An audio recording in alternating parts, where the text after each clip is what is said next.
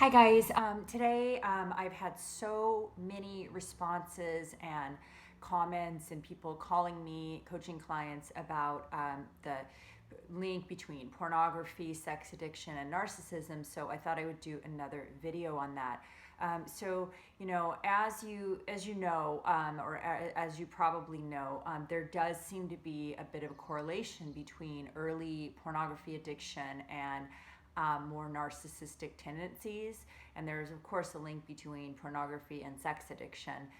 They're kind of commingled. People start off as, they can start off addicted to pornography. And then as they sort of go deeper into the progression of that disease or disorder or whatever you want to call it, that addiction, they can tend to, start going to massage parlors and paying for sex, or getting prostitutes, or, getting on multiple dating sites, and, participating in the hookup culture, and, or going on Ashley Madison or whatever. It's unfortunate, but it is something that you do see a lot, where people start diving deeper and deeper into that world of online, relationships, affairs, and with humans. It's very sad that that's the way it is, but I do think it's one of those things where it's like you're feeding the beast. But I kind of liken it to alcoholism. Like, I know some alcoholics that are just alcoholics and they just drink wine their whole life, right? And then others that are like, oh, they drink wine and then they go to hard liquor and then they start using cocaine and then they start using drugs. So not all addicts are the same. I think it's really going to depend upon the individual, their early experiences with it, how introverted or extroverted they are. I mean, it could be many factors. So I'm not saying that all pornography addicts also engage in sex addiction. I think that it can happen. It certainly can go down that road, but it doesn't necessarily have to. But what you will see a lot is with pornography addicts will end up having sort of emotional relationships with other humans. Like, they still keep the sex separate because they're using they're compartmentalizing. So they're using the internet for their sexual needs, but then they're using humans for their emotional needs, and those two are sort of compartmentalized or separate. That can also be very often the case.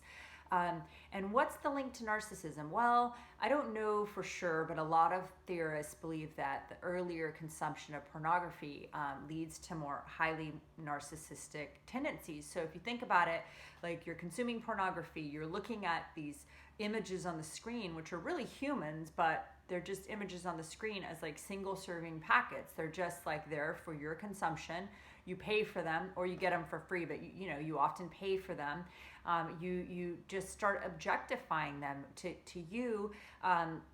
If this is the path that you're on, like, these are just, humans become things to you. They're just objects, and they're to be used for your gratification, your consumption, for your pleasure, instead of seeing them as, human beings, as real people that have internal lives and their own, wishes and dreams and wants and desires and loves. And of course, all these people that are on the screen, those are real human beings too, that are in an industry that is horribly taking advantage of them. I mean, the reality is that the porn industry is the same as the human trafficking industry. So if you are consuming pornography, you do not know if the people that you are consuming have been trafficked. You don't know if they've been trafficked as children. There is no way to tell that. There's no way to differentiate. There's no sort of accountability for that. And there's a lot of research out there that talks about, the people that are owning, running the pornography industry are the same people that are running the human trafficking industry. I'm sure there's some exceptions to that, but I have a no porn policy for myself, because I do not want to participate in human trafficking. I refuse. I do not want to participate in hurting other human beings in that way. So I'm absolutely none is my answer. And that's, that was a decision I made throughout the years, once the more research I did to find out about, what pornography does to, what it's doing to our culture, what it does to the human brain, what it does to these children and people that are in that industry. I don't want to participate in an industry that's killing people and hurting people and, just hurting, relationships. I mean, and then let's talk about relationships. So, of course, sex and porn addiction ruin relationships because they stop people from being able to be intimately connected to the person that they're with. People that are addicted to porn have a massive problem with intimacy. It's actually an intimacy disorder, right? So they have this problem with intimacy. They cannot be intimate with another human.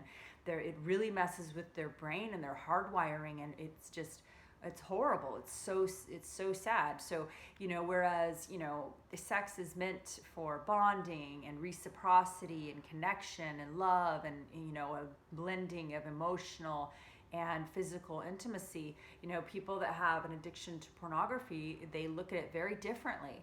And narcissists, there's this comorbidity between sex, porn addiction, and narcissism, or there can be, and they look at it very differently. For them, porn and sex is just for pleasure. They compartmentalize. They do not seem to care how it affects, if they're narcissists or on that spectrum, they don't care how it affects their partner. They use people, or they use the images on the screen just for consumption. It's basically like food. They learn to objectify human beings and treat them like, appliances. I don't see how early consumption of porn can't, I don't see how it would not lead to having much more narcissistic ideology towards other humans. But I do think, that there are people that are addicted to porn and sex, and they are really trying hard to overcome those addictions. And there is a program for it. There's I think it's SLAA, Sex and Love Addicts Anonymous, and then there's Sex Addicts Anonymous.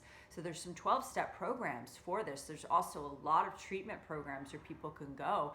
And I know that people, there's online forums where people are helping each other to, stop pornography consumption. And they do that collectively as a group by supporting each other. There's also a lot of books on it. So there is recovery from pornography addiction, from sex addiction. I even believe that there's recovery from narcissism, because I think they're all sort of interrelated. And I think that there's recovery for any sort of addiction. Narcissism is an addiction to validation, supply, and approval and flattery. So if you can get, recovery from, alcohol or heroin addiction, why couldn't you get recovery for that same thing? So I do think probably a 12-step program, and I've also read and heard from a few psychologists that believe that 12-step program and getting honest is absolutely a way that anyone with, I think, with any of these disorders can get help.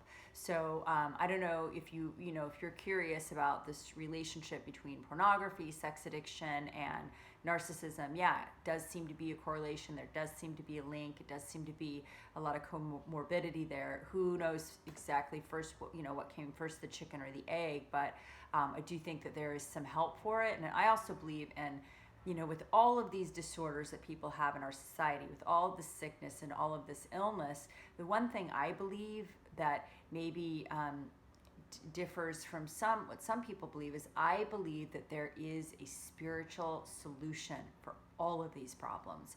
I believe that even in the field of psychology, if you're not bringing in the spiritual solution, I've seen people recover from horrible heroin addiction, from a seemingly hopeless state of mind and body, from alcohol and drug addiction, and I've seen them get incredible healing, and spiritual healing, mental healing, and physical healing, mind, body, spirit. So I believe that recovery is available for whatever illness that you are currently battling or suffering from.